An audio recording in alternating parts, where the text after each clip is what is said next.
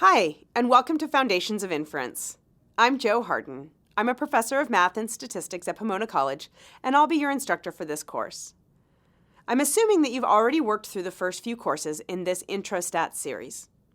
In this course, you'll be building on your previous work to now make inferential, instead of descriptive, claims based on the data at hand. Statistical inference is the process of making claims about a population based on information from a sample of data.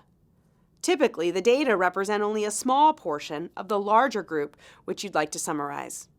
For example, you might be interested in how a drug treats diabetes.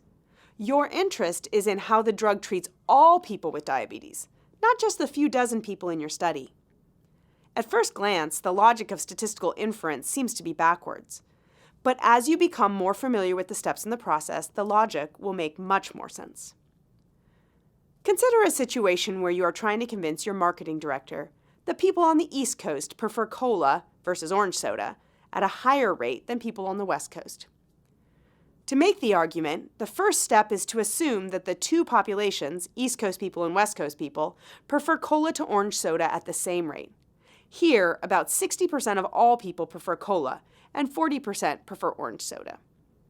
The second step in the process is to investigate the sample data and attempt to argue that the data at hand are nothing like that which would be collected had the populations really been identical with respect to soda preference. Here, soda preference is equal in the samples and the population. Here, however, the sample from the East Coast prefers cola at a rate which is twice as high as that from the West Coast. With large samples, if the data are extremely different from the equal populations model, we can assume that the equal populations assumption is invalid. At this point, it's important for you to know some new vocabulary to describe the previous setting. The claim that is not interesting is called the null hypothesis and is denoted H0. For example, that soda preference is the same on the two coasts.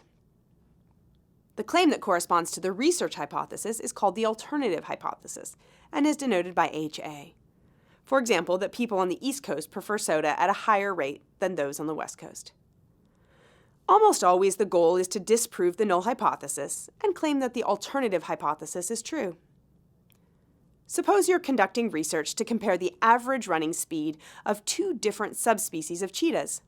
The null hypothesis is that Asian and African cheetahs run at the same speed on average.